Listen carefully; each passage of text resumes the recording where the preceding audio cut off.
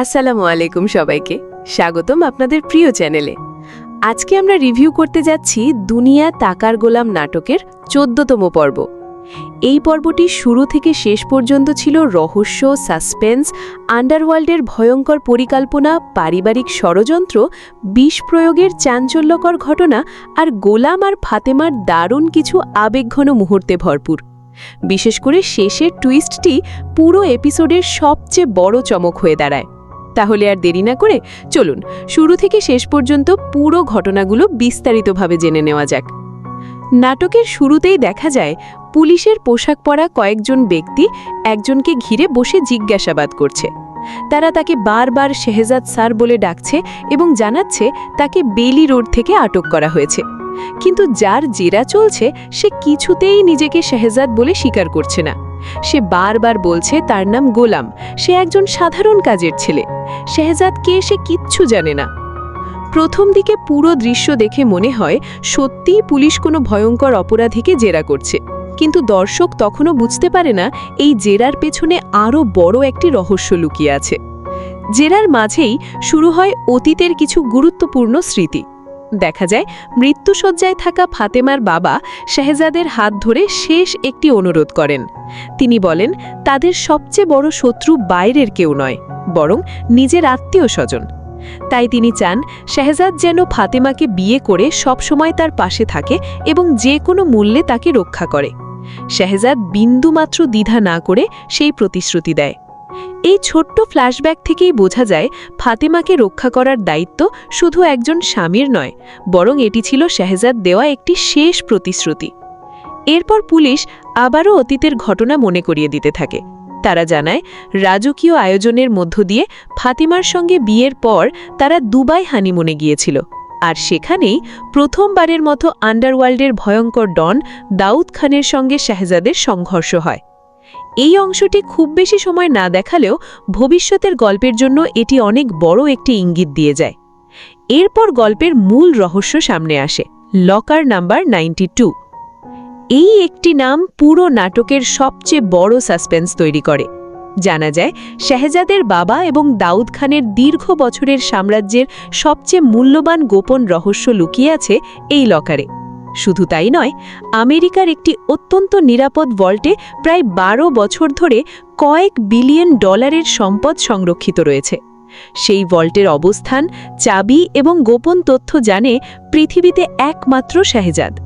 অর্থাৎ লকার 92 শুধু একটি লকার নয়, বরং পুরো সাম্রাজ্যের ভবিষ্যৎ নির্ধারণ করতে পারে এমন একটি রহস্য। অন্যদিকে গোলাম এখনও নিজেকে সাধারণ মানুষ হিসেবেই পরিচয় দিতে থাকে। সে কিছুতেই শেহজাদ পরিচয় মেনে নিতে চায় না। কিন্তু জেরা চলতে চলতেই তার মুখ দিয়ে হঠাৎ করে লকার 92 শব্দটি বেরিয়ে আসে। আর ঠিক এখানেই আসে এপিসোডের প্রথম বড় টুইস্ট। দেখা যায় যারা এতক্ষণ পুলিশ সেজে অভিনয় করছিল তারা আসলে কোনো পুলিশই নয়, তারা ছিল ম্যাডাম এবং শফিকের লোক। তাদের উদ্দেশ্য একটাই ছিল, গোলামের ভেতরে লুকিয়ে থাকা শেহজাদের স্মৃতি ধীরে ধীরে ফিরিয়ে আনা। আর এই পরিকল্পনা অনেকটাই সফল হয়েছে, কারণ গোলাম নিজের অজান্তেই এমন একটি তথ্য বলে ফেলেছে যা সাধারণ মানুষের জানার কথা নয়। এই দৃশ্যটি সত্যি অসাধারণ ছিল, কারণ দর্শকও এতক্ষণ পর্যন্ত পুলিশদের সত্যি পুলিশই মনে করছিল। এরপর গল্পের ফোকাস চলে যায় নাটকের সবচেয়ে ভয়ঙ্কর চরিত্র রিশাদের দিকে। যখন ফাতেমা স্পষ্টভাবে জানিয়ে দেয় সে রিশাদকে কোনো ক্ষমতা বা অধিকার দেবে না, তখন অপমানিত হয়ে রিশাদ সরাসরি দাউদ খানের কাছে চলে যায়। প্রথমে দাউদ খান তাকে গুরুত্বই দেয় না, কিন্তু লকার নাম্বার 92 শব্দটি শোনার সঙ্গে সঙ্গেই পুরো পরিবেশ বদলে যায়। রিশাদ তখন ভয়ঙ্কর একটি প্রস্তাব দেয়। সে বলে শেহজাদের লাশ এবং লকারের আসল ঠিকানা সে দাউদ খানের হাতে তুলে দেবে। বিনিময়ে তাকে বাংলাদেশ আন্ডারওয়ার্ল্ডের কিং বানাতে হবে। দাউদ খানও বিন্দুমাত্র দেরি না করে এই চুক্তিতে রাজি হয়ে যায়। এই একটি দৃশ্য থেকেই বোঝা যায় সামনে আরও ভয়ঙ্কর সংঘর্ষ অপেক্ষা করছে। এরপর শুরু হয় পুরো পর্বের সবচেয়ে চাঞ্চল্যকর ঘটনা। রিশাদ বুঝতে পারে যতদিন ফাতেমা বেঁচে থাকবে ততদিন শেহজাদের কাছ থেকে কোনো তথ্য বের করা সম্ভব নয়। তাই সে পরিকল্পনা করে ফাতেমাকে হত্যা করার। গোলাম যখন খুব যত্ন করে ফাতেমার জন্য এক গ্লাস পানি নিয়ে আসে তখন সুযোগ বুঝে রিশাদ সেই পানিতে বিষ মিশিয়ে দেয়। তার পরিকল্পনা ছিল এক ঢিলে দুই পাখি মারা। ফাতেমা মারা যাবে আর সমস্ত দোষ গিয়ে পড়বে সরল সোজা গোলামের ঘাড়ে। কিন্তু ভাগ্যের লিখন ছিল ভিন্ন। ফাতেমা পানি দেখে সন্দেহ করে সেটি পান করে না। ঠিক তখনই ঘটনাক্রমে রিশাদের নিজের মা সেই পানিটা খেয়ে ফেলেন। মুহূর্তের মধ্যেই তিনি বিষক্রিয়ায় অসুস্থ হয়ে পড়েন।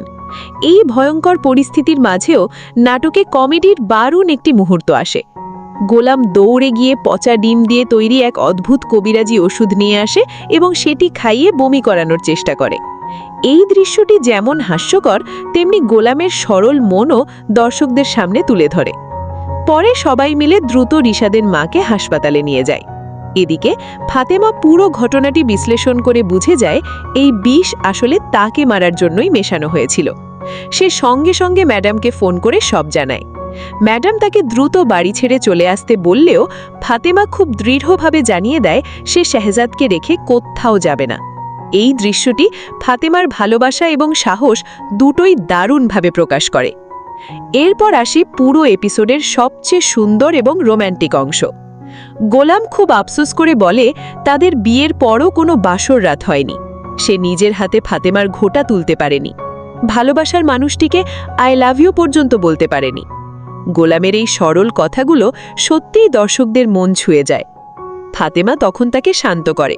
সে বলে অতীত নিয়ে ভাবার দরকার নেই, তারা আবার নতুন করে সব শুরু করবে, নতুন করে বাসর ঘর সাজাবে, নতুন করে ভালোবাসার গল্প লিখবে। শুধু তাই নয়, পরদিন সারা দিন গাড়িতে ঘুরে ডেটিং করারও পরিকল্পনা করে। এই মুহূর্তগুলো পুরো এপিসোডের থ্রিলারের মধ্যে একটুখানি স্বস্তি এনে দেয়। সবশেষে হাসপাতাল থেকে সুস্থ হয়ে বাড়ি ফেরেন রিশাদের মা। রিশাদ তার কাছে গেলে তিনি ছেলেকে দূরে সরিয়ে দেন। তিনি বুঝে গেছেন পুরো ঘটনার পেছনে রিশাদের হাত রয়েছে। রাগের মাথায় রিশাদ নিজের মুখেই সবচেয়ে বড় সত্যটি বলে ফেলে। সে বলে, কোনো ছেলে কি নিজের মাকে বিষ খাওয়াতে পারে? আমি তো বিষ খাওয়াতে চেয়েছিলাম ফাতেমাকে।